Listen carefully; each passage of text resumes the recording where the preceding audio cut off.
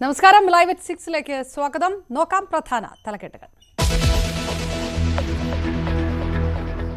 ഭരണ നേട്ടങ്ങൾ അക്കമിട്ടും കോൺഗ്രസിനെ തുറന്ന് വിമർശിച്ചും പ്രധാനമന്ത്രി ന്യൂസ് 18 അഭിമുഖത്തിൽ. കോൺഗ്രസ് പ്രകടന പത്രികയിൽ കാണുന്നത് മുസ്ലിം ലീഗിന്റെ താൽപര്യം. കോൺഗ്രസ് ശ്രമം ഇന്ത്യയുടെ പൈതൃക സ്വത്ത് കൊള്ളയടിക്കാൻ. UPA കാലത്ത് ഇന്ത്യ വികസിത രാജ്യങ്ങളുടെ കണ്ണിൽ ദരിദ്ര രാജ്യമായെന്നും വിമർശനം. സമ്പൂർണ്ണ അഭിമുഖം ന്യൂസ് 18 ചാനലുകളിൽ നാളെ.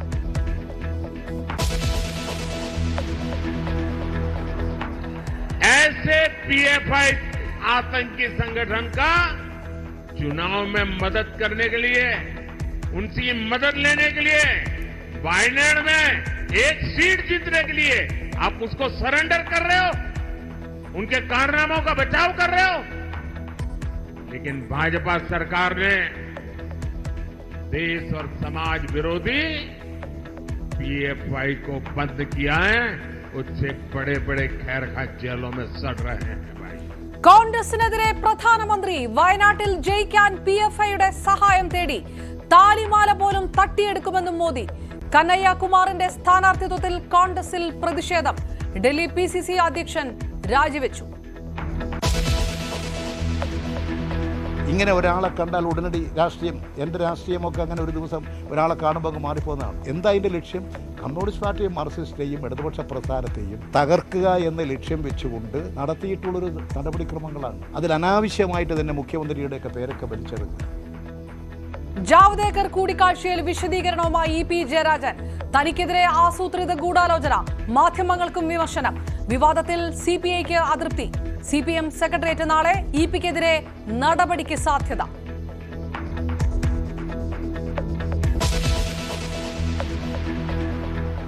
സംസ്ഥാനത്ത് കാലാവസ്ഥാ മുന്നറിയിപ്പ്. പാലക്കാട് ഉഷ്ണതരംഗം. പാലക്കാട് സൂര്യാഘാതമേറ്റ് വയോധിക മരിച്ചു. കേരള തീരത്ത് കള്ളക്കടൽ പ്രതിഭാസം.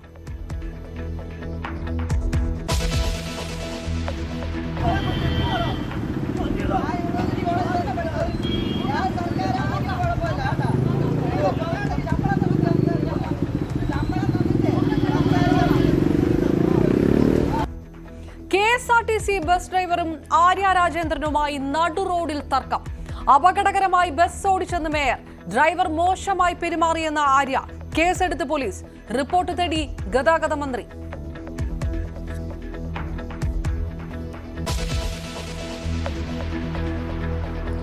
ആലപ്പുഴ മെഡിക്കൽ കോളേജിൽ ചികിത്സയിലിരുന്ന യുവതി മരിച്ചു. ചികിത്സാ പിഴവെന്ന് കുടുംബം. ഹൃദയാഘാതമെന്ന് സൂപ്രണ്ട്. അന്വേഷണത്തിന് ഉത്തരവിട്ട് ആരോഗ്യമന്ത്രി.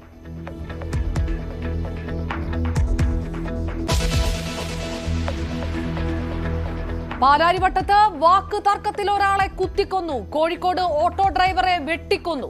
കോട്ടയത്ത് ചീട്ടുകളിക്കിടെ യുവാവ് കൊല്ലപ്പെട്ടു. പാലക്കാട് ജയിൽ ഉദ്യോഗസ്ഥൻ ജയിലിൽ മരിച്ച നിലയിൽ.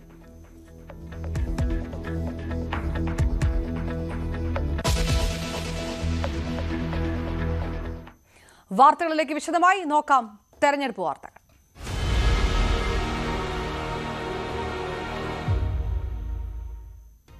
Political Grand Finale, co-presented by Berger Paints, 100 years of trust. Educational partners, IBIS Group of Educational Institutions. ഇനി കണ്ണടച്ചല്ല, കണ്ണ് തുറന്ന് സ്വപ്നം കാണാം. IBISലൂടെ Indian Institute of Commerce, Lakshya. Join Indian Institute of Commerce, Lakshya. 21ാം വയസ്സിൽ life is settled. And Jain deemed to be University, Kochi. Be the change, be the future with Jain deemed to be University, Kochi. ഭരണ നേട്ടങ്ങളും രാജ്യത്തിന്റെ വികസന സ്വപ്നങ്ങളും news 18നോട് പങ്കുവെച്ച് പ്രധാനമന്ത്രി നരേന്ദ്രമോദി.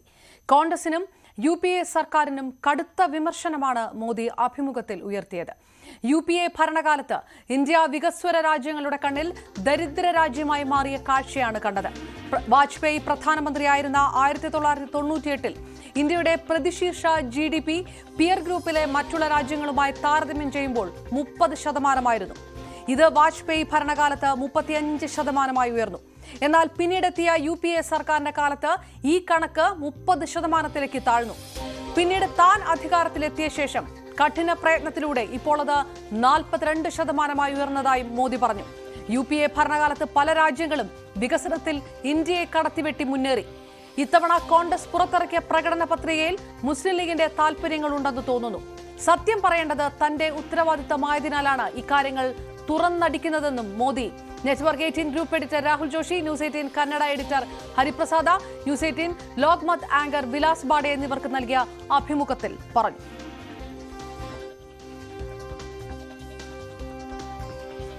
कांग्रेस पर, कांग्रेस के मैनिफेस्टो पर एक डायरेक्ट अटैक किया. आपने ये तक कहा कि इनका एक स्कीम है जिससे कि ये वेल्थ डिस्ट्रीब्यूट करना चाहते हैं. ये पता लगाना चाहते हैं किसके पास कितनी जमा पूंजी है, किसके पास कितना पैसा है, किसके पास कितना सोना है, सिल्वर है, चांदी है, और उसको वो मुसलमानों में और घुसपैठियों में बांट देना चाहते हैं. क्या ये थ्रेट इतना रियल है? क्या आपको ऐसा दिखता है? कांग्रेस का जहाँ तक मैनिफेस्टो है, कोई मुझे बताए क्या चुनाव के अंदर पॉलिटिकल पार्टियों के मैनिफेस्टो ये कोई शोपीस के लिए होते हैं क्या? सचमुच में तो मीडिया का काम है कि हर एक पॉलिटिकल पार्टी के मैनिफेस्टो की बारीकी से जांच पड़ताल करें. मैं इंतजार कर रहा था कि मीडिया करे. पहले दिन मैंने एक कमेंट तो कर दिया था, मैं कोई आज कर नहीं रहा कि भाई मुझे मैनिफेस्टो देख करके लगता है कि इस पर पूरी तरह मुस्लिम लीग की छाप है. तो मुझे लगा कि मीडिया चौंक जाएगा, जो एनालिसिस करने वाले चौंक जाएंगे, लेकिन पता नहीं अब उनकी व्यस्तता कुछ और है. मैनिफेस्टो में उनकी तरफ से जो परोसा गया उतने ही गुड़ी गुड़ी उछालते रहे. फिर मुझे लगता भी ये तो इकोसिस्टम का बड़ा मिली बगैर लगता है. अब मुझे सच्चाई लेकर जाना पड़ेगा. मैंने काफी 10 दिन इंतजार किया कि देश इस मैनिफेस्टो में जो बुराइयां हैं उसको कोई न कोई, क्योंकि निष्पक्ष तरीके से आता है तो अच्छा है. 2006 का एक वीडियो जो वायरल हो रहा है जिसमें मनमोहन सिंह जी ने कहा है कि गरीब मुसलमानों का पहला अधिकार रिसोर्सेज पर है. ये उन्होंने साफ कहा है. आपने उसको मैनिफेस्टो में भी ये बात पॉइंट आउट की है कि ओबीसी रिजर्वेशन का जो है पार्ट लेकर वो मुसलमानों को दे देना चाहेंगे, और 2004 से 2014 के बीच में उन्होंने 4-5 बार ऐसा करने की कोशिश की भी है. अरे भाई, ये तो बड़ा इंटरेस्टिंग सवाल आपने पूछा है. जरा मेरा जवाब लंबा हो जाएगा, लेकिन देश के लिए मुझे बताना पड़ेगा. बताइए. आप कांग्रेस का इतिहास देख लीजिए. 90 के दशक से ये मांग उठी है देश में. समाज का एक बहुत बड़ा तबका है जिसको लगता था कि हमारे लिए कुछ होना चाहिए. उसके लिए आंदोलन हुए हैं. 90 से पहले कांग्रेस ने पूरी तरह इस बात को खारिज कर दिया, उसका विरोध किया, उसको दबाने की कोशिश की है. यानी 90 के पहले का उनका दशक है. फिर उनको जितनी भी कमीशन बने, जितनी कमेटियां बनाई, उसके भी रिपोर्ट्स ओबीसी के विचार के पक्ष में आने लगे. अब उनके सिफारिशों को भी वो नकारते रहे, रिजेक्ट करते रहे, दबाते रहे. 90 के दशक में उनको लगा कि भी अब इसको जरा उनकी वोट बैंक की राजनीति के अनुसार उसको टर्न दिया जाए. उन्होंने पहला पाप किया 90s के दशक में कर्नाटका में उन्होंने धर्म के आधार पर, आपको याद होगा, कर्नाटका में उन्होंने धर्म के आधार पर मुसलमानों को ओबीसी घोषित कर दिया. यानी देश के ओबीसी को नकारना, उस विचार को दबाना, उस विचार को रिजेक्ट करना, लेकिन राजनीति खातर मुसलमानों को ओबीसी घोषित कर देना. केंद्र से कांग्रेस गई. 2004 तक ये प्लान ठप रहा, उनका इरादा पक्का नहीं हुआ. 2004 में वो फिर आए, तो आते ही आंध्र में मुस्लिम को ओबीसी कोटा ये देना तय कर लिया. मामला कोर्ट में जाके उलझ गया. अब ओबीसी के 27% जो आरक्षण मिला हुआ है, भारत की संसद ने दिया है, संविधान के मूलभूत भावना के प्रकाश में दिया है. 27% शहद लगाने की उन्होंने तैयारी कर दी, डाका डालने की कोशिश की. 2006 में नेशनल डेवलपमेंट काउंसिल की मीटिंग हुई थी, एनडीसी की. मनमोहन जी के बयान पर बहुत बड़ा हंगामा हो गया। 2 साल कांग्रेस पूरी चुप रही। 2009 के घोषणा पत्र में फिर से इसका जिक्र किया। 2011 में कैबिनेट नोट है इसका। 2011 के कैबिनेट नोट में ओबीसी के 27% हिस्सा डाका डाल करके उसमें से मुसलमानों को दे देना उन्होंने तय किया जी। 2012 यूपी चुनाव में भी उन्होंने इसकी एक असफल कोशिश की, फायदा नहीं हुआ। 2012 आंध्र हाईकोर्ट ने इसको रिजेक्ट कर दिया, रद्द कर दिया, कानूनी जजमेंट आ गया। एससी में गए, सुप्रीम कोर्ट में गए, वहां भी उनको कोई रिलीफ नहीं मिला। 2014 के घोषणा पत्र में भी धर्म के आधार पर आरक्षण की बात कही है, जबकि हिंदुस्तान का संविधान जब बना तब तो कोई आरएसएस वाले, बीजेपी वाले संविधान सभा में नहीं थे। बाबा साहब आम्बेडकर जैसे लोग बैठे थे, पंडित नेहरू जैसे बैठे थे, सरदार वल्लभ भाई बैठे थे, देश के कई महापुरुष बैठे थे। उन सब ने लंबे चिंतन के बाद तय किया था कि भारत जैसे देश में धर्म के आधार पर आरक्षण नहीं दिया जा सकता। 2024 के चुनाव में आप देख रहे हैं उनका मैनिफेस्टो, और मैंने कहा इस पर पूरी तरह मुस्लिम लीग की छाप है, यानी मुस्लिम लीगी नीतियां उन्होंने अपना शुरू किया। अब ये जो उन्होंने स्थितियां बनाई हैं, मुझे बताइए कि देश के लोगों को ये जिस प्रकार से संविधान की धज्जियां उड़ा रहे थे, जिस प्रकार से लोग बाबा साहब आम्बेडकर को अपमानित करते हैं, एससी एसटी के आरक्षण पर भी खतरा, तलवार लटका देते हैं, ओबीसी का तो जीना मुश्किल कर देंगे। क्या मुझे देश की जनता को प्रशिक्षित करना चाहिए कि नहीं करना चाहिए? मैं सभी जो भी विद्वान लोग हैं, जो कलम के धनी हैं, जो निष्पक्ष हैं, उनका ये दायित्व बनता है कि ऐसे समय देश को वो एजुकेट करें, सही चीजें बताएं।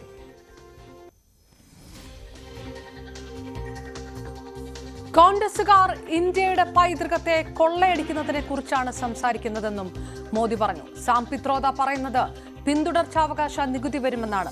അതായത് വരും തലമുറയ്ക്കായി സ്വരൂപിക്കുന്ന പണത്തിനും നികുതി കൊടുക്കേണ്ടി വരുമെന്നാണ്. ബിജെപി സർക്കാർ ഒരിക്കലും അങ്ങനെ പറഞ്ഞിട്ടില്ല.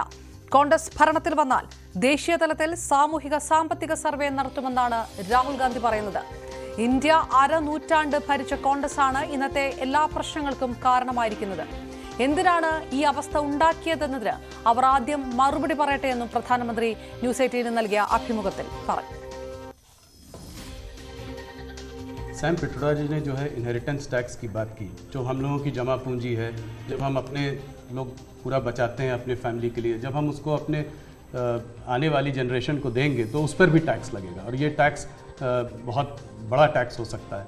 तो क्या आप कहेंगे कि बीजेपी अगर आएगी तो इस टैक्स को कभी नहीं लागू करेगी?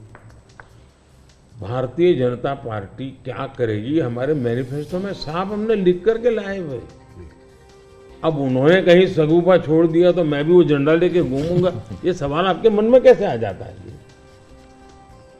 तो भारतीय जनता पार्टी की विचारधारा साफ है जी। हम अपनी विचारधारा के आधार पर कार्यक्रमों को लेकर के, मैनिफेस्टो को लेकर के देश के सामने जाते हैं। कृपा करके ऐसे महाशयों के विचारों को हम पर मत थोपिए भाई।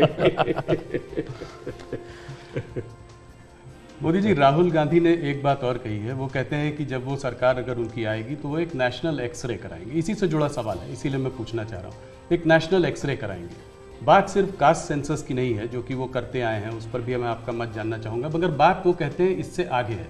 बात कास्ट की नहीं, बात जस्टिस की है, और वो कहते हैं कि हम जो है एक सोशियो इकोनॉमिक सर्वे लाएंगे, एक इंस्टीट्यूशनल सर्वे लाएंगे, और उसमें देखेंगे कि किसके पास किस जाति और किस उस वर्ग के पास क्या है, कितना धन है, कितनी इंस्टीट्यूशंस में भागीदारी है, और उसके बेसिस पर हम इस पूरे सिस्टम को रीडिस्ट्रीब्यूट करेंगे।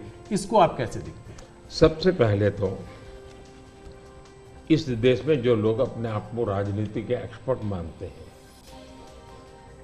जो लोग देश के उतार चढ़ाव को बड़ी बारीकी से अध्ययन करते हैं, सबसे पहले उनका दायित्व है कि वो ऐसे लोगों को पूछे कि जिस परिस्थितियों का वर्णन आप कर रहे हो, अगर ये सही है तो 50, 60, 65 साल तो आपने राज किया भाई। ये मुसीबत के जो जन्मदाता आप हो, और आपने अब तक ये बर्बादी लाई क्यों? पहले उनका जवाब मांगो भाई। नंबर 1। नंबर 2, एक्सेल का मतलब क्या है जी?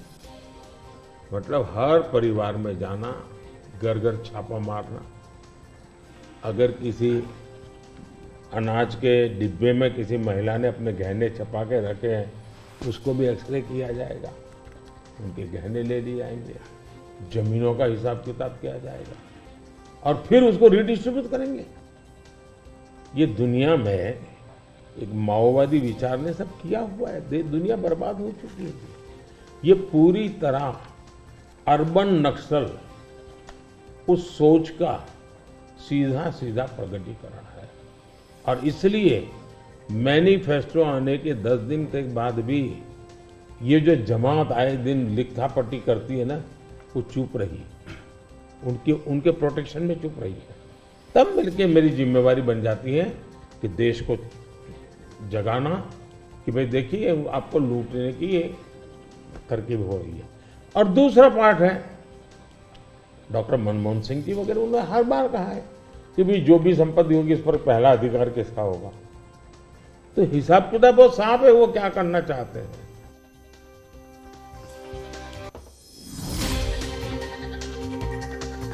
കർണാടകത്തിൽ രാഷ്ട്രീയ ലാഭത്തിനായി മുസ്ലിങ്ങൾക്ക് കോൺഗ്രസ് OBC പദവി നൽകിയെന്ന് തുറന്നടിച്ചും പ്രധാനമന്ത്രി. അതിനു മുൻപ് കോൺഗ്രസ് ഇക്കാര്യത്തിൽ നിഷേധാത്മക സമീപനമായിരുന്നു സ്വീകരിച്ചത്. എന്നാൽ പിന്നീട് രാഷ്ട്രീയ ലാഭം മുന്നിൽ കണ്ടു. 2004 കോൺഗ്രസ് അധികാരത്തിൽ തിരിച്ചെത്തിയപ്പോൾ ആന്ധ്രാപ്രദേശിലും ഇതേ നയം തുടരാൻ ശ്രമിച്ചു. അത് കോടതിയിൽ വലിയ സങ്കീർണ വിഷയമായി. കോൺഗ്രസ് പല കാലങ്ങളിൽ മതത്തിന്റെ അടിസ്ഥാനത്തിൽ വോട്ട് ബാങ്ക് രാഷ്ട്രീയം പരുവപ്പെടുത്താനാണ് ശ്രമിച്ചത്.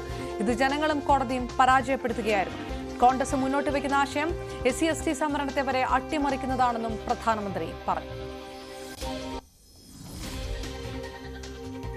Regarding the guarantee schemes, in Karnataka, Congress promised 5 guarantees, and they, after coming to power, they delivered that one. They, as per their promise, they are delivering that one.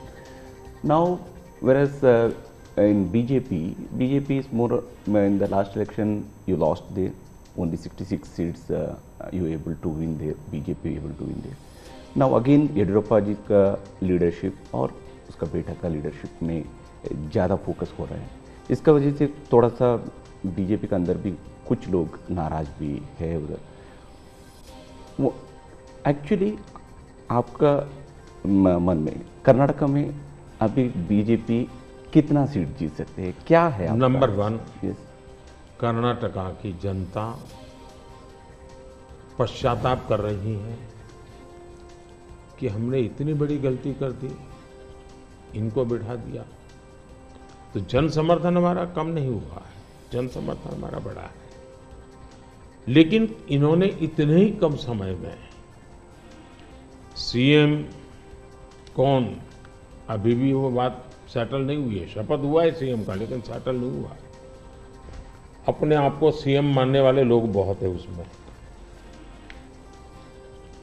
अब कानून व्यवस्था देखिए, चरमरा गई है, bomb blast हो रहे हैं, हत्याएं हो रही हैं, आर्थिक स्थिति पूरी तरह कंगालियत की स्थिति में है. वादे तो बड़े बड़े कर दिए उन्होंने, और फिर टैग लगाए, ऐसा होगा तो ये मिलेगा, वैसा होगा तो नहीं मिलेगा. मतलब आप जनता के साथ धोखा भी कर रहे हो. जब हमने कहा कि भाई हम इन लोगों को आयुष्मान कार्ड देंगे, मतलब देंगे, फिर इफ एंड बट लगा करके उसमें बेईमानी नहीं करनी चाहिए.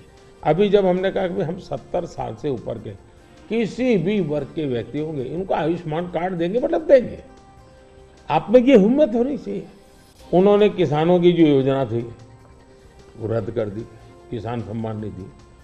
कोई कारण नहीं है इस प्रकार से करने का. अब आप कोई सोच सकता है जब बेंगलुरु दुनिया में हमारा बहुत बड़ा देश की इज्जत बढ़ाने में बेंगलुरु का बहुत बड़ा रोल है.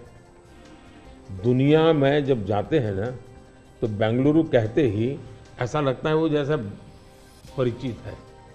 टेक हब के रूप में जाना जाता था, आपने देखते ही देखते इसको टैंकर हब बना दिया और टैंकर में भी माफियाशाही चल रही है।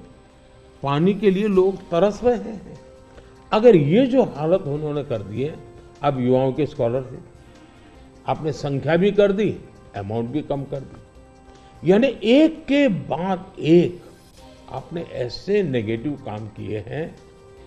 जिन मुद्दों को लेकर के वोट मांगा, उन मुद्दों को आप वोट दे नहीं पा रहे। अच्छा, डेप्यूटी सीएम वो अपने भाई के लिए वोट मांग रहे और वो खुद सीएम बन सके इसलिए सब खेल खेल रहे हैं। वो सीएम से हटे इसके लिए भी खेल खेले जा रहे हैं। जहां तक भारतीय जनता पार्टी का सवाल है, हम टीम स्पिरिट से काम करने वाले लोग हैं। भले मेरी टीम ने मोदी को आगे किया, लेकिन मेरी पूरी टीम काम कर रही है जी। उसी प्रकार से येडियुरप्पा जी हमारे वरिष्ठ नेता हैं, लेकिन काम पूरी टीम कर रही है और टीम मेहनत करती है, लोगों को विश्वास भी है और हम आगे बढ़ रहे हैं।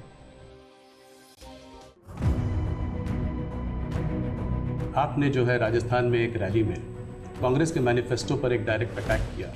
आपने ये तक कहा कि इनका एक स्कीम है जिससे कि ये वेल्थ डिस्ट्रीब्यूट करना चाहते हैं, ये पता लगाना चाहते हैं किसके पास कितनी जमा पूंजी है, किसके पास कितना पैसा है, किसके पास कितना सोना है, सिल्वर है, चांदी है, और उसको वो मुसलमानों में और घुसपैठियों में बांट देना चाहते हैं। क्या ये थ्रेट इतना रियल है?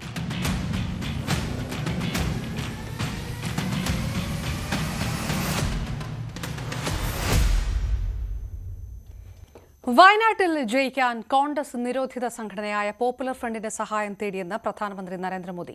ഒരു സീറ്റിന് വേണ്ടി പോലും ഒരു ഭീകര സംഘടനയുമായി കൈകോർക്കാൻ കോൺഗ്രസ് തയ്യാറായി. കർണാടകത്തിലെ ബലഗാവിയിൽ തെരഞ്ഞെടുപ്പ് റാലിയിലായിരുന്നു പരാമർശം. കോൺഗ്രസ് നിങ്ങളുടെ വസ്തുവകകളും ആഭരണങ്ങളും മാത്രമല്ല, താലിമാല പോലും തട്ടിയെടുക്കും. അവർക്ക് താൽപര്യമുള്ള വോട്ടർമാർക്ക് അവ വിതരണം ചെയ്യുമെന്നും മോദി പറഞ്ഞു.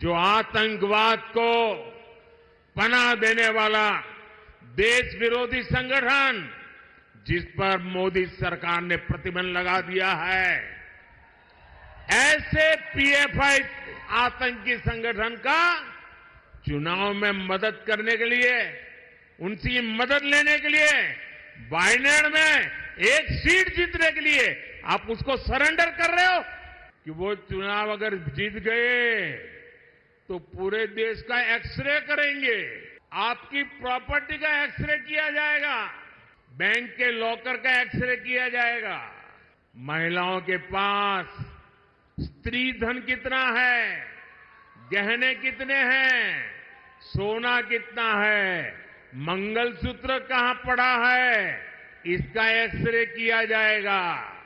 आपकी संपत्ति पर कब्जा करने के बाद कांग्रेस इसे रीडिस्ट्रीब्यूशन की बातें कर रही है, अपनी पसंदीदा वोट बैंक को देना चाहती है. ഏറ്റവും ഗുരുതരമായ ഒരു പരാമർശമാണ് നരേന്ദ്രമോദിയുടെ ഭാഗത്തു നിന്ന് ഉണ്ടായിരിക്കുന്നത്. ഒരു സീറ്റിനു വേണ്ടി നിരോധിത സംഘടനയായ PFIയുമായി കൈകോർത്തു എന്ന തരത്തിലുള്ള ആരോപണമാണ് പുറത്തുവരുന്നത്. വിജയിക്കുന്നതിനു വേണ്ടി നിരോധിത സംഘടനയായ PFIയുടെ വോട്ട് തേടി വയനാട്ടിൽ എന്നാണ് നരേന്ദ്രമോദി പറഞ്ഞിരിക്കുന്നത്. ബലഗാവിയിൽ, കർണാടകയിൽ, വടക്കൻ കർണാടകയിലെ ബലഗാവിയിലാണ് നരേന്ദ്രമോദി ഇന്ന് സംസാരിച്ചത്. നിരവധി ഇടങ്ങളിൽ റാലികളിലും പൊതുസമ്മേളനങ്ങളിലും അദ്ദേഹം പങ്കെടുക്കുന്നുണ്ട്. കഴിഞ്ഞ ദിവസങ്ങളിലും ഇത്തരത്തിൽ ഗുരുതരമായ വലിയ തോതിലുള്ള വിമർശനങ്ങൾ കോൺഗ്രസിനും ഇന്ത്യ മുന്നണിക്കും എതിരെ നരേന്ദ്രമോദി ഉന്നയിച്ചിരുന്നു. ഇന്ന് അതിലും രൂക്ഷമായ ഒരു പ്രതികരണമാണ് അദ്ദേഹത്തിന്റെ ഭാഗത്തു നിന്ന് ഉണ്ടായിരിക്കുന്നത്. പ്രത്യേകിച്ചും ഉത്തരേന്ത്യൻ സംസ്ഥാനങ്ങളിൽ വോട്ടെടുപ്പ് നടക്കാൻ, കർണാടകയിൽ ഈ 14 ഇടത്താണ് തെരഞ്ഞെടുപ്പ് നടന്നിരിക്കുന്നത് കഴിഞ്ഞ ദിവസം. ബാക്കി സീറ്റുകളിൽ ഇനിയും തെരഞ്ഞെടുപ്പ് നടക്കാനുണ്ട്. പ്രത്യേകിച്ചും വടക്കൻ കർണാടകയിൽ നടക്കാനുണ്ട്. ആ ഒരു സാഹചര്യത്തിൽ ഉത്തർപ്രദേശിൽ ഒക്കെ തെരഞ്ഞെടുപ്പുകൾ നടക്കാനുള്ള ഒരു സാഹചര്യത്തിലാണ് നരേന്ദ്രമോദി വലിയ രൂക്ഷമായ പ്രതികരണങ്ങളുമായി ഇപ്പോൾ രംഗത്ത് വന്നിരിക്കുന്നത്. ഏതായാലും ഗുരുതരമായ ആരോപണമാണ് മോദി ഉന്നയിച്ചിരിക്കുന്നത്. കഴിഞ്ഞ ദിവസം ഇതുപോലെ തന്നെ ഇന്ന് മറ്റൊരു പ്രധാനപ്പെട്ട പ്രസ്താവന കൂടി അദ്ദേഹം നടത്തുകയുണ്ടായി. താലിമാല ഉൾപ്പെടെയുള്ള ആഭരണങ്ങൾ കവരുകയും അത് അവർക്ക് പ്രിയപ്പെട്ട ആളുകൾക്ക് വേണ്ടി വേണ്ടി വിതരണം ചെയ്യുകയും ചെയ്യും എന്നൊരു പ്രസ്താവനയും മോദിയുടെ ഭാഗത്തു നിന്നുണ്ടായി. കഴിഞ്ഞ ദിവസം ഇന്ത്യ മുന്നണിക്കെതിരെയാണ് രൂക്ഷമായ പ്രതികരണം ഉണ്ടായത്. പ്രത്യേകിച്ചും അഞ്ച് വർഷത്തിനുള്ളിൽ 5 പ്രധാനമന്ത്രിമാരെ തെരഞ്ഞെടുക്കും, ദക്ഷിണേന്ത്യ ഒരു രാഷ്ട്രമായി ഇന്ത്യ മുന്നണി പ്രഖ്യാപിക്കും അധികാരത്തിൽ വന്നാൽ എന്ന് തുടങ്ങിയ ഗുരുതരമായ ആരോപണങ്ങൾ മോദിയുടെ ഭാഗത്തു നിന്ന് ഉണ്ടായിരുന്നു. പക്ഷേ ഇന്നലെ വൈകിട്ടാണ് ആ ആരോപണങ്ങൾ ഉയർന്നതെങ്കിൽ ഇതുവരെയും കോൺഗ്രസിന്റെ ഭാഗത്തു നിന്ന് അതിനെ പ്രതിരോധിച്ചുകൊണ്ടുള്ള ഒരു മറുപടി ഉണ്ടായിട്ടില്ല. ഇപ്പോൾ അതിനുശേഷം രണ്ടാമത്തെ ഒരു പ്രസ്താവനയുമായിട്ടാണ് മോദി രംഗത്ത് വന്നിരിക്കുന്നത്. ഏറ്റവും ഗുരുതരമായ ആരോപണം എന്ന് തന്നെ നമുക്ക് പറയാം. പ്രത്യേകിച്ചും വയനാട്ടിൽ മുസ്ലിം ലീഗിന്റെ കൊടി പോലും ഇല്ലാതെ ആണ് രാഹുൽ ഗാന്ധി പ്രചാരണം നടത്തിയത് എന്നൊരു വസ്തുത മറക്കാൻ സാധിക്കുകയില്ല. ആ ഒരു പശ്ചാത്തലത്തിൽ കൂടിയാണ് നരേന്ദ്രമോദിയുടെ ഇത്തരത്തിലുള്ള ആരോപണം. ആം ആദ്മി പാർട്ടിയുമായുള്ള സഖ്യത്തിൽ പ്രതിഷേധിച്ച് ഡൽഹി കോൺഗ്രസ് അധ്യക്ഷൻ അരവിന്ദർ സിംഗ് ലവ്ലി രാജിവെച്ചു. കോൺഗ്രസിനെതിരെ അടിസ്ഥാനരഹിത ആരോപണങ്ങൾ ഉന്നയിച്ച പാർട്ടിയാണ് ആം ആദ്മി പാർട്ടിയുടെ പകുതിയോളം മന്ത്രിമാരും അഴിമതി കേസുകളിൽപ്പെട്ട് ജയിലിലാണ്. എന്നിട്ടും ആം ആദ്മി പാർട്ടിയുമായി കോൺഗ്രസ് സഖ്യത്തിലാകുന്നത് അംഗീകരിക്കാനാകില്ല എന്നാണ് ലവ്ലിയുടെ നിലപാട്. ഷീല ദീക്ഷിത് മന്ത്രിസഭയിൽ ഗതാഗത മന്ത്രിയായിരുന്നു അരവിന്ദർ സിംഗ് ലവ്ലി. കൂടുതൽ വാർത്തകൾക്ക് മുൻപ് ഇടവേള.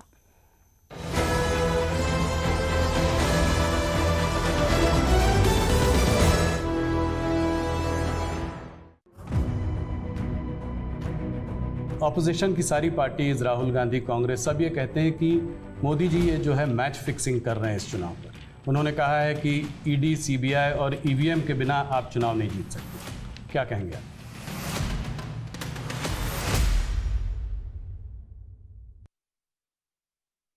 Join India's number.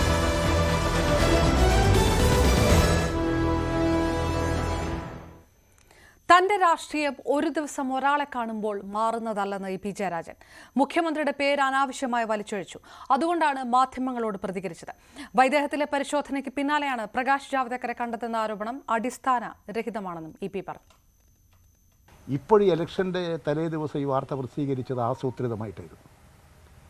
ഞാൻ മനസ്സിലാക്കിയത് ശരിയാണെങ്കിൽ 2-3 സംഭവങ്ങൾ തയ്യാറാക്കി അവതരിപ്പിക്കാൻ പുറപ്പെട്ടു. അതെല്ലാം പാളിപ്പോയി. അത് ഇടതുപക്ഷ വിരുദ്ധർ, കമ്മ്യൂണിസ്റ്റ് പാർട്ടി മാർക്സിസ്റ്റ് വിരുദ്ധരായിട്ടുള്ള ചില മാധ്യമങ്ങളുടെ പ്രധാനികളും അതുപോലെ തന്നെ രാഷ്ട്രീയക്കാരായിട്ടുള്ള സുധാകരനും ശോഭ സുരേന്ദ്രൻ അറിഞ്ഞുകൊണ്ട് നടത്തിയിട്ടുള്ള ഒരു പരിപാടിയുടെ ഭാഗമായിട്ടാണ്. ആസൂത്രിതമാണ് ഈ പരിപാടി. അതല്ലെങ്കിൽ ഇത്തരത്തിൽ എനിക്ക് നേരെ ഒരു ആക്ഷേപം ഉന്നയിക്കൂ. ഇങ്ങനെ ഒരാളെ കണ്ടാൽ ഉടനടി രാഷ്ട്രീയം, എൻ്റെ രാഷ്ട്രീയമൊക്കെ അങ്ങനെ ഒരു ദിവസം ഒരാളെ കാണുമ്പോൾ അങ്ങ് മാറിപ്പോകുന്നതാണോ? നിങ്ങൾ ആലോചിക്കണ്ടേ, എന്താ അതിൻ്റെ ലക്ഷ്യം? കമ്മ്യൂണിസ്റ്റ് പാർട്ടിയും മാർക്സിസ്റ്റിനെയും ഇടതുപക്ഷ പ്രസ്ഥാനത്തെയും അത് തകർക്കുക എന്ന ലക്ഷ്യം വെച്ചുകൊണ്ട് നടത്തിയിട്ടുള്ളൊരു നടപടിക്രമങ്ങളാണ്. അതിൽ അനാവശ്യമായിട്ട് തന്നെ മുഖ്യമന്ത്രിയുടെയൊക്കെ പേരൊക്കെ വലിച്ചെടുക്കുക. വൈദികം അവിടെ ഇൻകം ടാക്സ് റെയ്ഡ് നടന്നു. ആ റെയ്ഡ് നടന്നത് മാർച്ച് മാസം 1-ാം തീയതി. അതുകൊണ്ടാണ് 5-ാം തീയതി ജാവേദ്കറെ കണ്ടത്. അവിടെ ഇന്ന് വരെ ഒരു ഇൻകം ടാക്സ് റെയ്ഡും ഉണ്ടായിട്ടില്ല. റെയ്ഡ് നടത്തിയിട്ട് കാര്യം എന്താണെന്ന്? അവിടെ ഇൻകം വേണ്ടേ? തനിക്കെതിരെ നടപടി ഉണ്ടാകുമെന്നത് മാധ്യമങ്ങൾ ഉണ്ടാക്കിയെടുത്ത കാര്യമാണ്. ആ വാർത്തയ്ക്ക് അധികം ആയുസില്ലെന്നും ഇ പി പറഞ്ഞു. മുഖ്യമന്ത്രിയുടെ വാക്കുകൾ രണ്ടും കൈ നീട്ടി സ്വീകരിക്കുന്നു. മുഖ്യമന്ത്രിയുടേത് മഹത്തായ സന്ദേശമെന്നും ഇ പി ജയരാജൻ പറഞ്ഞു. ഏത് പാർട്ടി വിശദീകരണം? അതിൽ നിങ്ങൾ ഉണ്ടാക്കിയതല്ലേ? ഞാൻ പറഞ്ഞു, ഇന്ന് നിങ്ങൾ ഉണ്ടാക്കിയതല്ലേ? എന്താ എന്നെ പുറത്താക്കാൻ പോകുന്നു, നടപടിയെടുക്കാൻ പോകുന്നു? നിങ്ങളുണ്ടാക്കിയ പത്രക്കാരുണ്ടാക്കിയതല്ലേ? നിങ്ങൾ ആശ്വസിച്ചോളൂ. ആ വാർത്ത പ്രസിദ്ധീകരിച്ചതിൻ്റെ പേരിൽ നിങ്ങൾക്ക് ആശ്വാസം കിട്ടുമെങ്കിൽ നിങ്ങളുടെ ആശ്വാസത്തിന് ഞാൻ തടസ്സം നിൽക്കുന്നില്ല. പക്ഷെ അതിന് ആയുസ് കുറവായിരിക്കും. കൂടുതൽ വിവരങ്ങളുമായി വി വിനോദിന്റെ റിപ്പോർട്ട് കാണാം. നാളെ CPM സംസ്ഥാന സെക്രട്ടേറിയറ്റ് ചേരാനിരിക്കെ യോഗം EP വിഷയം ചർച്ച ചെയ്യുമെന്ന് തന്നെയാണ് കരുതുന്നത്. CPI വലിയ വിമർശനം ഉന്നയിക്കുന്നുണ്ട്. EPക്കെതിരെ നടപടി എന്ന ആവശ്യത്തിലേക്കാണ് CPI പോകുന്നത്. CPMനുള്ളിലും സീനിയറായ നേതാക്കൾ തോമസ് ഐസക് അടക്കമുള്ളവർ EPയുടെ കൂടിക്കാഴ്ചയെ വിമർശിച്ച് രംഗത്തെത്തിയിരുന്നു. മുഖ്യമന്ത്രിയും ആദ്യം ജാഗ്രത കുറവുണ്ടായി എന്ന പ്രതികരണം തന്നെയാണ് നടത്തിയത്. കുഴിയിൽ വീണു, പലരും കുഴിയിൽ ചാടിക്കാൻ വരും, അതിൽ നമ്മൾ പെട്ടുപോകരുത് എന്ന കാര്യം കൂടി മുഖ്യമന്ത്രി പറഞ്ഞിരുന്നു. ഇന്നാകട്ടെ എം വി ഗോവിന്ദൻ തിരുവനന്തപുരത്ത് എത്തിയപ്പോൾ ഇതേക്കുറിച്ച് മാധ്യമപ്രവർത്തകർ ചോദിച്ചെങ്കിലും അദ്ദേഹത്തിന്റെ ഭാഗത്ത് നിന്ന് മറുപടി ഉണ്ടായില്ല.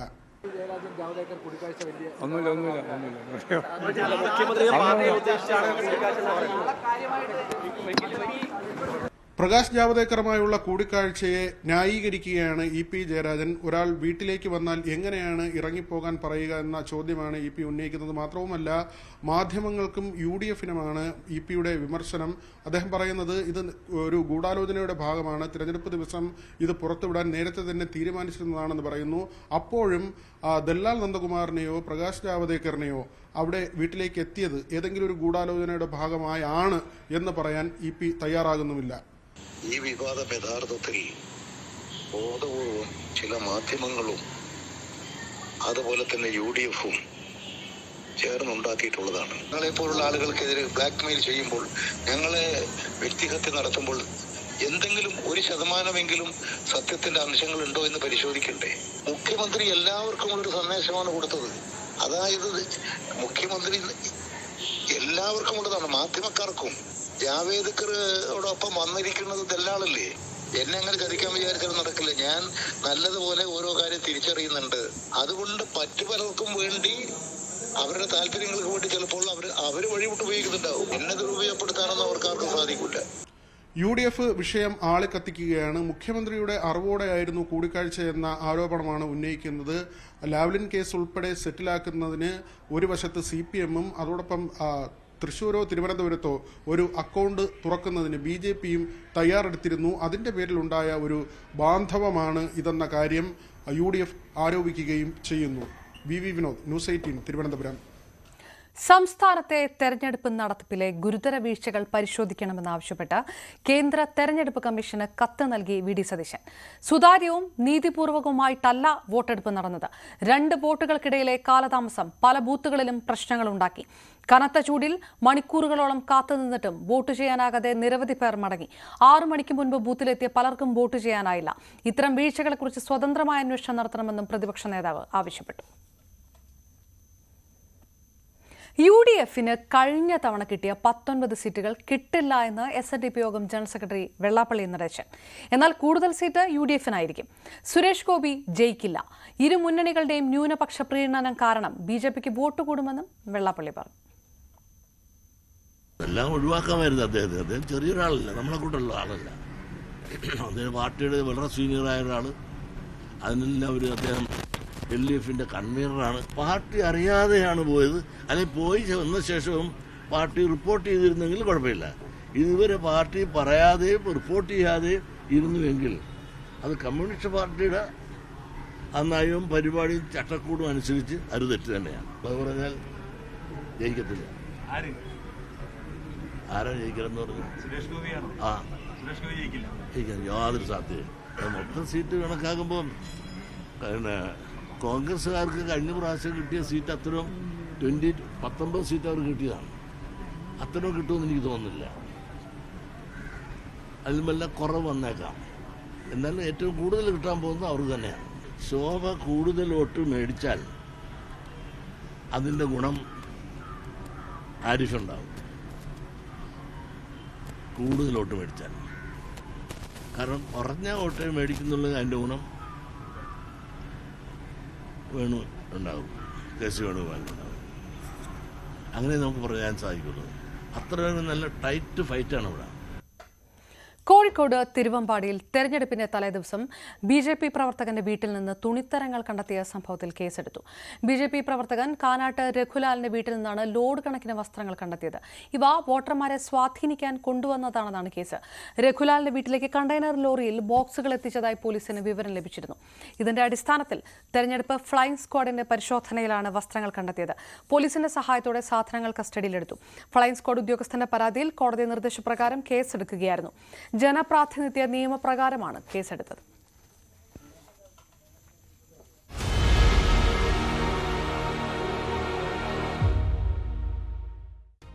Political Grand Finale, co-presented by Berger Paints, 100 years of trust. Educational partners, IBIS Group of Educational Institutions. ഇനി കണ്ണടച്ചല്ല, കണ്ണ് തുറന്ന് സ്വപ്നം കാണാം. IBIS-ലൂടെ Indian Institute of Commerce, Lakshya. Join Indian Institute of Commerce, Lakshya. 21 വയസ്സിൽ life is settle. And Jain deemed to be University, Kochi. Be the change. Be the future. With Jain deemed to be University, Kochi. സംസ്ഥാനത്ത് ഉഷ്ണതരംഗം. ചൂട് കൂടിയതോടെ പാലക്കാട് ഉഷ്ണതരംഗം പ്രഖ്യാപിച്ചു. ആദ്യമായാണ് കേരളത്തിലെ ഏതെങ്കിലും ഒരു സ്ഥലത്ത് ഉഷ്ണതരംഗം പ്രഖ്യാപിക്കുന്നത്. സംസ്ഥാനത്ത് ഇനിയും ചൂടുയരാൻ സാധ്യതയുണ്ടെന്നും കേന്ദ്ര കാലാവസ്ഥാ വകുപ്പ് അറിയിച്ചു. 2016-ലും 2019-ലും ഉഷ്ണതരംഗ മുന്നറിയിപ്പുണ്ടായെങ്കിലും പ്രഖ്യാപനം വന്നിരുന്നില്ല. കൊല്ലം, തൃശൂർ ജില്ലകളിലും ഉഷ്ണതരംഗ മുന്നറിയിപ്പുണ്ട്. ഈ ജില്ലകളിൽ താപനില 40 ഡിഗ്രി വരെ ഉയരാം. സാധാരണയേക്കാൾ 3 മുതൽ 5 ഡിഗ്രി സെൽഷ്യസ് വരെ രേഖപ്പെടുത്തി. ഉയർന്ന ചൂടിൽ മാറ്റമില്ലാത്തതും വെള്ളിയാഴ്ച ശരാശരിയിൽ നിന്നും 5.1 ഡിഗ്രി ചൂട് കൂടിയതുമാണ് ഉഷ്ണതരംഗ പ്രഖ്യാപനത്തിന് കാരണം. അടുത്ത 4 ദിവസത്തേക്ക് 12 ജില്ലകളിൽ യെല്ലോ അലർട്ട് പ്രഖ്യാപിച്ചു.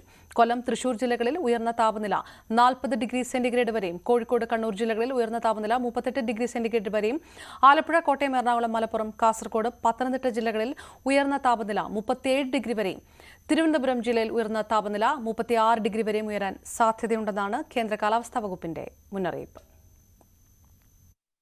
കൊടുംചൂടിൽ കത്തിയെരിയുകയാണ് കേരളം.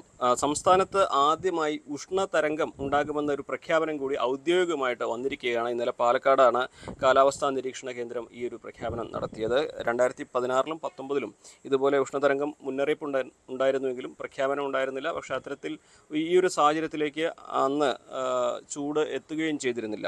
നിലവിൽ 41-ലധികം 41 ഡിഗ്രി സെൻറ്റിഗ്രേഡിലധികം ചൂട് നിലനിൽക്കുന്ന സാഹചര്യമാണുള്ളത്. ഉഷ്ണതരംഗമാകുമ്പോൾ സ്വാഭാവികമായിട്ടും അതിൻ്റെ മടങ്ങ് അല്ലെങ്കിൽ അത് വീണ്ടും കൂടാനുള്ളൊരു സാധ്യതയാണുള്ളത്. മണ്ണിൻ്റെ ചൂടും കൂടി ഈ ഉഷ്ണതരംഗത്തെ സ്വാധീനിക്കും. അത്തരത്തിലാണെങ്കിൽ 45 ഡിഗ്രിയുടെ ഫീലായിരിക്കും ഇവിടെയുള്ളവർക്ക് ഉണ്ടാവുക. അതുകൊണ്ട് തന്നെ ഈ ഒരു സാഹചര്യത്തെ വളരെ മുൻകരുതലോടെ നേരിടണമെന്ന് മുന്നറിയിപ്പാണ് അധികൃതർ നൽകിയിട്ടുള്ളത്. കഴിഞ്ഞ ദിവസം 40 ഡിഗ്രിക്ക് മുകളിൽ പാലക്കാട് ചൂട് ഉണ്ടായിട്ടുണ്ട്. 38 ഡിഗ്രി തൃശ്ശൂരിലും രേഖപ്പെടുത്തിയിട്ടുണ്ട്. ഇന്നിപ്പോൾ 38 ഡിഗ്രി വരെ കോഴിക്കോടും കണ്ണൂരും ചൂടുയരും എന്ന മുന്നറിയിപ്പാണ് നൽകിയിരിക്കുന്നത്. അതുപോലെ ആലപ്പുഴ, കോട്ടയം, എറണാകുളം, മലപ്പുറം, കാസർഗോഡ്, പത്തനംതിട്ട ജില്ലകളിൽ 37 ഡിഗ്രിക്ക് മുകളിലേക്ക് താപനില ഉയർന്നേക്കാം. തിരുവനന്തപുരത്ത് 36 ഡിഗ്രിക്ക് മുകളിലേക്ക് ഉയർന്നേക്കാം. അത്തരത്തിൽ മുൻപൊന്നും നേരിടാത്ത രീതിയിലുള്ള ഒരു വേനൽക്കാലത്തെയാണ് ഇപ്പോൾ കേരളം അഭിമുഖീകരിച്ചു കൊണ്ടിരിക്കുന്നത്. ഉഷ്ണതരംഗം വരികയാണെങ്കിൽ അത് അസുഖങ്ങൾക്കും വഴിയൊരുക്കുമെന്ന മുന്നറിയിപ്പും ഇതിനോടകം തന്നെ ആരോഗ്യവകുപ്പും നൽകിയിട്ടുണ്ട്. ഈ ഒരു ചൂട് ഇനിയുള്ള ദിവസങ്ങളിൽ ഒരു വേനൽമഴ ലഭിച്ചാൽ മാത്രമേ ഇതിൽ എന്തെങ്കിലും മാറ്റമുണ്ടാകൂ എന്നാണ് കാലാവസ്ഥാ വിദഗ്ധർ വ്യക്തമാക്കുന്നത്. എന്നാണെങ്കിലും അതീവ ജാഗ്രതയോടെ തന്നെ ഈ സമയത്ത് പ്രത്യേകിച്ച് മധ്യാഹ്നങ്ങളിൽ പുറത്തിറങ്ങുമ്പോൾ കുടയോ അല്ലെങ്കിൽ തൊപ്പിയോ അത്തരത്തിൽ വെയിലിനെ പ്രതിരോധിക്കാനുള്ള സംവിധാനങ്ങൾ ഉണ്ടാകണമെന്ന മുന്നറിയിപ്പും പരമാവധി ഈ സമയങ്ങളിൽ പുറത്തിറങ്ങരുതെന്ന നിർദ്ദേശവുമാണ് അധികൃതർ നൽകിയിരിക്കുന്നത്. മലപ്പുറത്ത് നിന്നും CB അനുമോദ്, ന്യൂസ് 18. പാലക്കാട് സൂര്യാഘാതമേറ്റ് വയോധിക മരിച്ചു. ഏലപ്പുള്ളി സ്വദേശിനി ലക്ഷ്മിയാണ് മരിച്ചത്. ഇന്നലെ വൈകിട്ട് കനാലിൽ വീണ് കിടക്കുന്ന നിലയിൽ ലക്ഷ്മിയെ കാണുകയായിരുന്നു. പോസ്റ്റ്മോർട്ടത്തിലാണ് സൂര്യാഘാതമാണ് മരണകാരണമെന്ന് വ്യക്തമായത്. കേരള തീരത്ത് കള്ളക്കടൽ പ്രതിഭാസം. കള്ളക്കടൽ പ്രതിഭാസത്തിന്റെ ഭാഗമായി തീരപ്രദേശത്തിന്റെ താഴ്ന്ന പ്രദേശങ്ങളിൽ ഉയർന്ന തിരമാലയ്ക്കും കടലാക്രമണത്തിനും സാധ്യതയുണ്ടെന്ന് കേന്ദ്ര കാലാവസ്ഥാ വകുപ്പ് മുന്നറിയിപ്പ് നൽകി. കേരളത്തിന് പുറമെ തെക്കൻ തമിഴ്നാട് തീരത്തും വടക്കൻ തമിഴ്നാട് തീരത്തും കള്ളക്കടൽ പ്രതിഭാസം അനുഭവപ്പെടാം. KSRTC ബസ് ഡ്രൈവറും മേയർ ആര്യ രാജേന്ദ്രനുമായി നടുറോഡിൽ തർക്കം. മേയറുടെ പരാതിയിൽ കന്റോൺമെന്റ് പോലീസ് കേസെടുത്തു.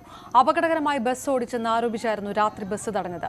സംഭവത്തിൽ അന്വേഷണം നടത്തി റിപ്പോർട്ട് നൽകാൻ ഗതാഗത മന്ത്രി ഗണേഷ് കുമാർ KSRTC വിജിലൻസിനോട് ആവശ്യപ്പെട്ടു. VV വിനോദിന്റെ റിപ്പോർട്ട് കാണാം.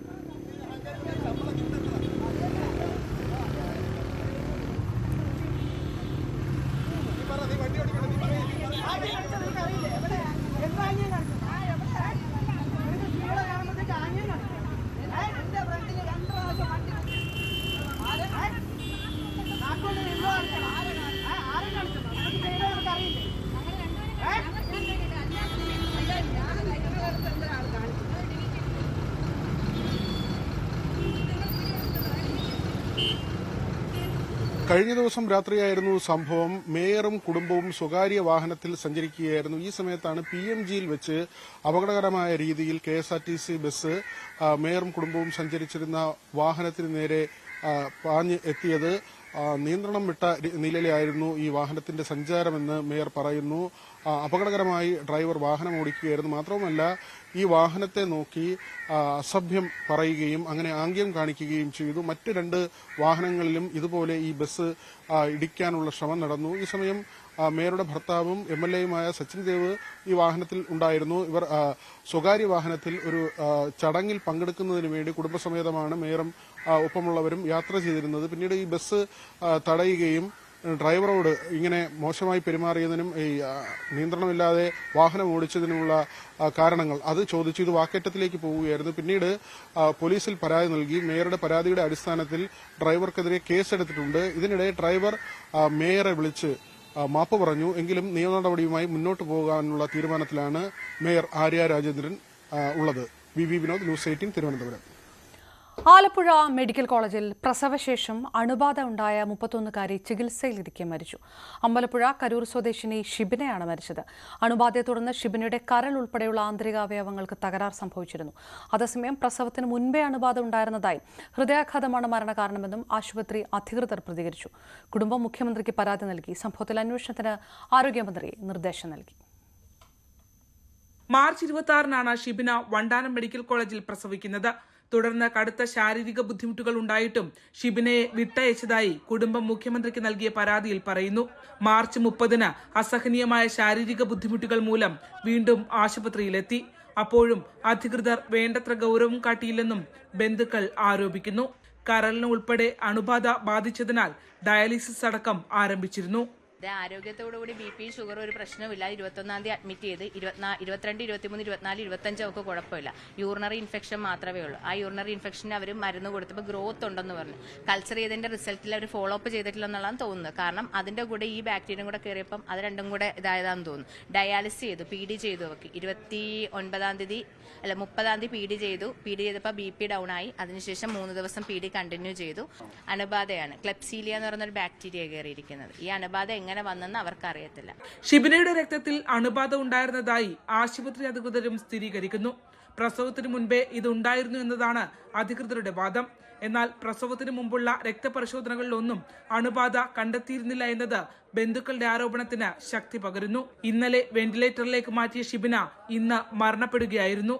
മരണവിവരം അറിഞ്ഞതോടെ കടുത്ത പ്രതിഷേധമാണ് ആശുപത്രിയിലുണ്ടായത്.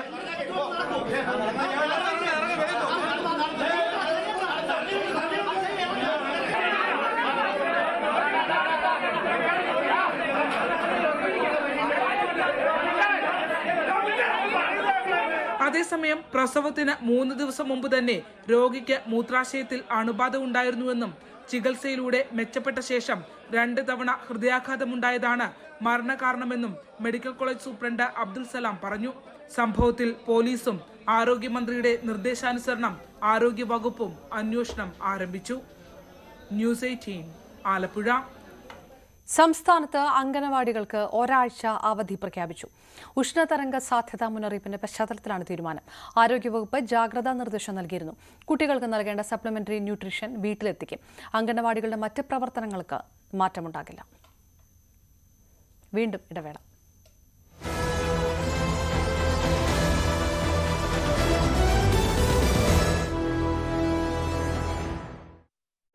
प्री डिग्री एक एनालिसिस एक न्यूज़पेपर ने की थी कि 25 नेता जब अपोजिशन पार्टी से बीजेपी की तरफ आ गए तो उसमें से 23 लोगों के ऊपर से जो है इस तरह के केसेस को या तो ठंडे बस्ते में डाल दिया गया या ड्रॉप कर दिया गया. इस बारे में पहली बात है.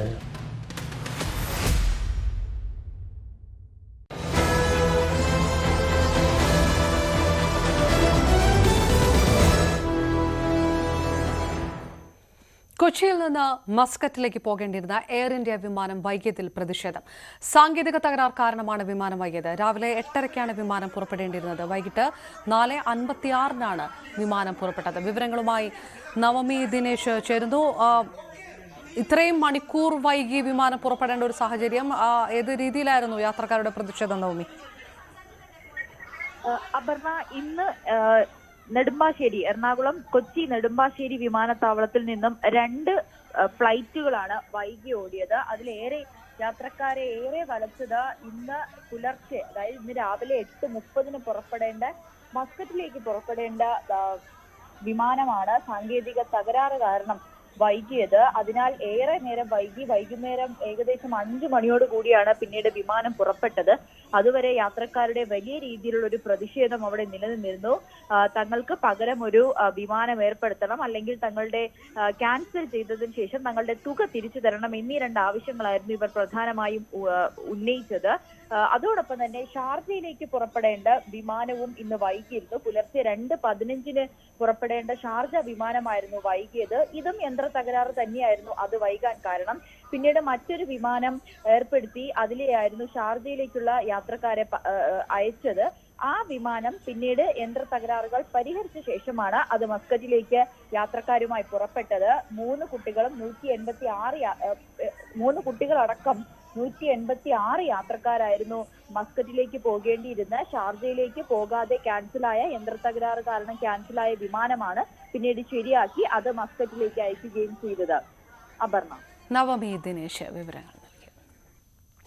പാലാരിവട്ടത്ത് വാക്ക് തർക്കത്തെ തുടർന്നുണ്ടായ അടിപിടിക്കിടെ ഒരാൾ കുത്തേറ്റ് മരിച്ചു. തമ്മനം AKG കോളനിയിലെ മനീഷാണ് മരിച്ചത്. അജിത്ത് എന്നയാൾ പരിക്കേറ്റ് സ്വകാര്യ ആശുപത്രിയിൽ ചികിത്സയിലാണ്. ജിതേഷ് എന്നയാളെ പോലീസ് കസ്റ്റഡിയിൽ എടുത്തിട്ടുണ്ട്. കോഴിക്കോട് ഓട്ടോ ഡ്രൈവറെ വെട്ടിക്കൊന്നു.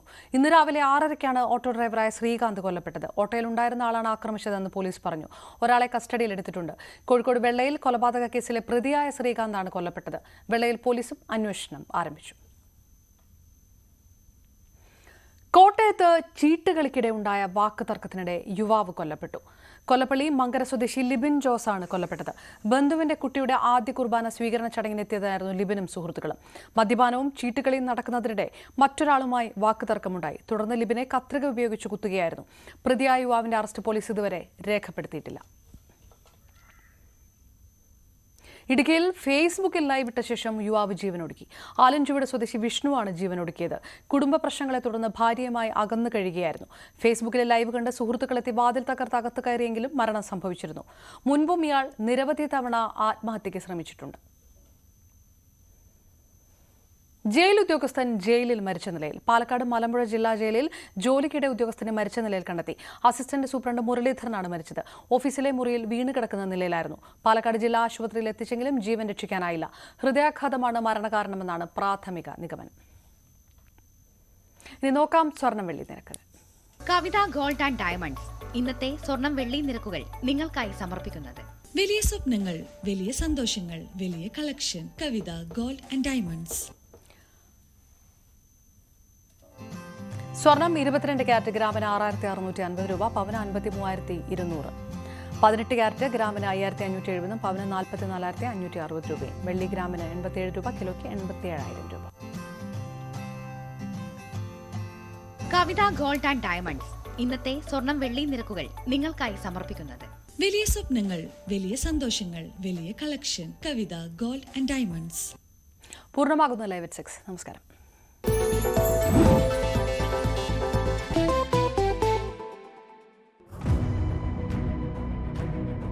आपने जो है राजस्थान में एक रैली में कांग्रेस के मैनिफेस्टो पर एक डायरेक्ट अटैक किया.